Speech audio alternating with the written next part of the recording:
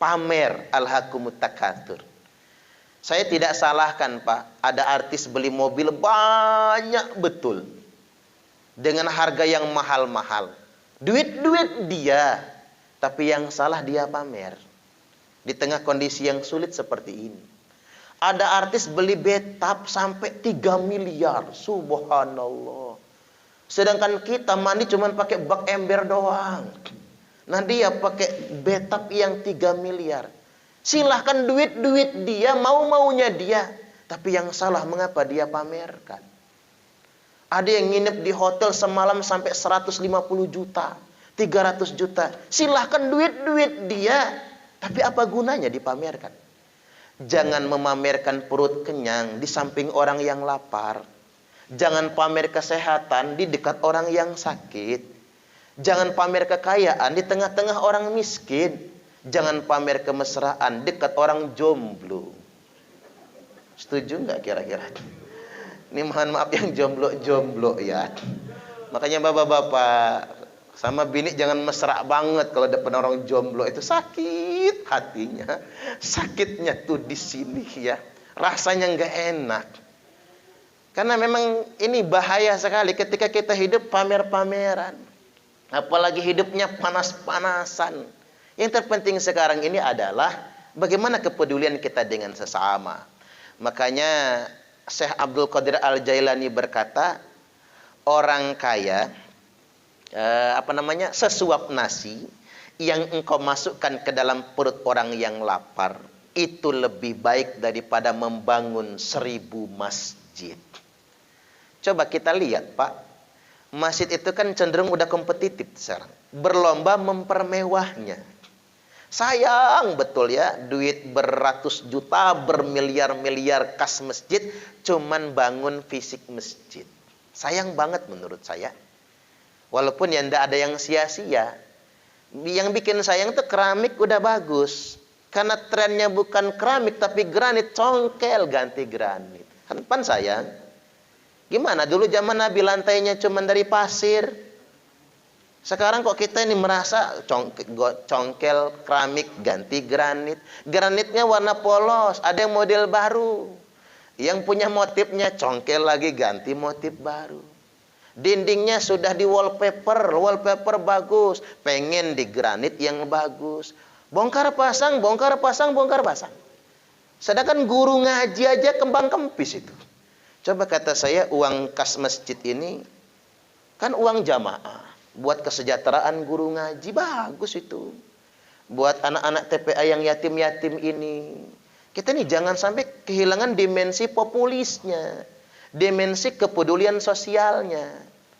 Karena begini, Nabi sudah ingatkan itu, la taqumus sa'ah hatta yatabahan nasu fil masajid. Tidak terjadi hari kiamat kata Nabi, sehingganya manusia itu berlomba-lomba mempermewah masjid tuh. Nabi sindir kita Pak. Nabi nggak suka sebetulnya kalau kita ini hanya fokus kepada mempermewah masjid. Tapi yang terpenting itu memakmurkan masjid, dan bisa nggak masjid itu punya efek sosial.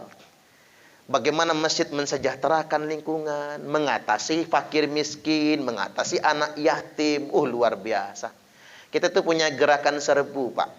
Gerakan sedekah 1000 sehari. Berbasis majelis taklim. Gerakan serbu kita itu. 4 program kita itu. Dan itu bikin saya bahagia. 1 program konsumtif namanya. Program konsumtif ini lansia-lansia yang oleh anaknya itu nggak diurus lagi.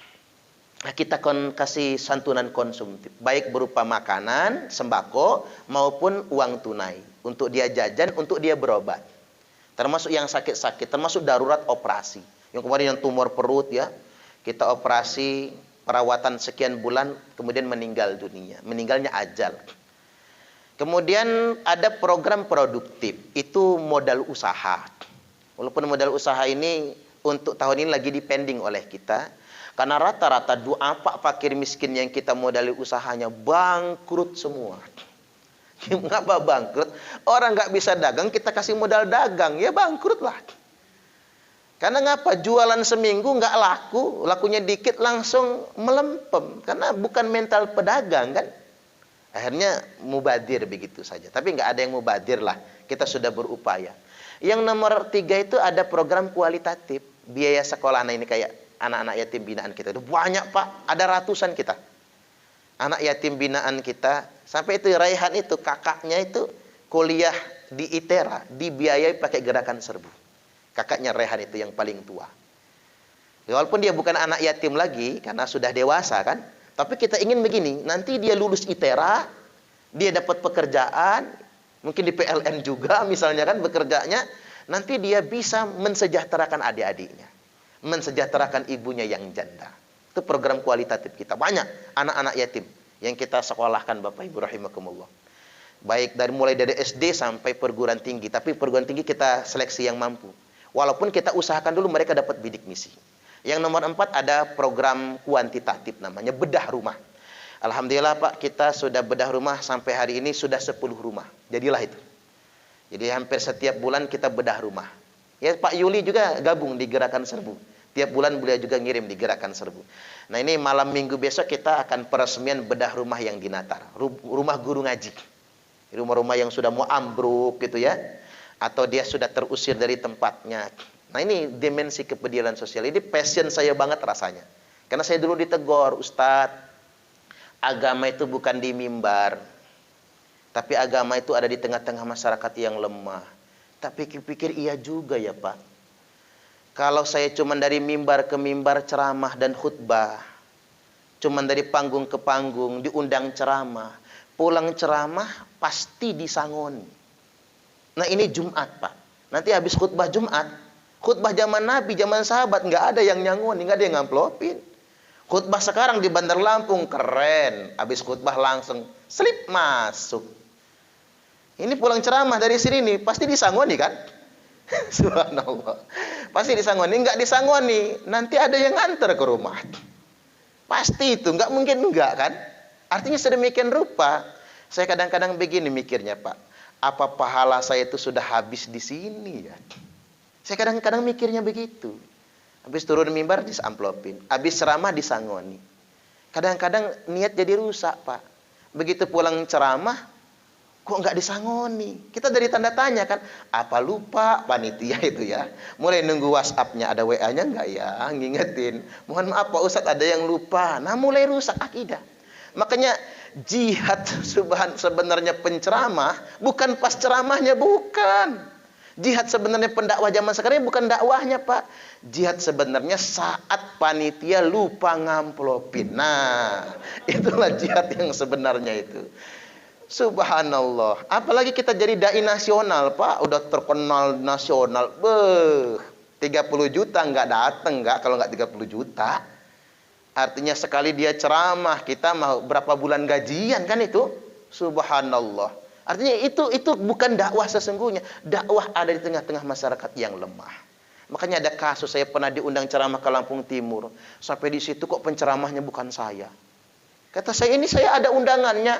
Oh maaf Pak Ustadz kata dia. Ini ngundang kiainya double. Yang ngundang kiai di sini ketua panitia, yang ngundang Ustadz kepala desa kami. Maka kasnya kabur gak tanggung jawab. Gini aja kata ya Pak. Ceramahnya 2,5 jam, setengah jam. Oh enggak enak dong kata dia. Kami nyiapin amplop cuma satu beli di warung kata saya. Kata dia enggak enak Ustaz, sudah segitulah isinya enggak bisa dibagi. Biyotnya gitu ya Pak. Kata saya gini saja, yang disangoni kiai yang dari metro enggak apa-apa. Saya yang penting sudah datang, tutup dikit jadilah. Waduh, kami enggak izin sama yang di metro karena beliau sudah sepuh, nanti tersinggung. Enggak ngomong kalau penceramahnya 2. Iya juga Pak. Nah yang di metro Kiai Samsun Thohir, ya guru saya juga lah, senior ya. Jadi saya nggak enak, ya sudah gini aja. Saya izin pamit duluan kata saya. Nggak apa-apa, melipir pulang. Sepanjang jalan ngitung. Mana dulu jalannya jelek, suka ngitung Pak ya.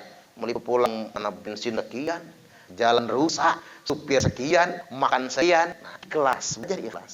Sampai Bandar Lampung istirahat malam ceramah di masjid di Jalan Antasari. Ceramah sampai jam 11 malam karena molor waktunya. Pulang ceramah lupa disangon sama panitia itu. Saya duduk di kasur, dosa apa saya ini ya.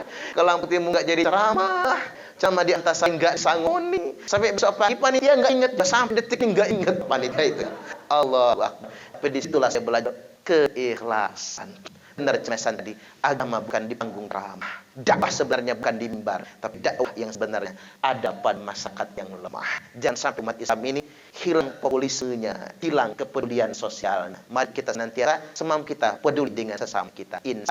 Insya Allah. Wallahu fi aunil abdi ma kana al-abdu fi auni akhihi. Allah akan terus menolong hambanya selama hambanya mau menolong saudaranya sendiri. Sampai di sini aja kita buka tanya jawab. Saya silakan. Saya di sini aja ya, Bapak.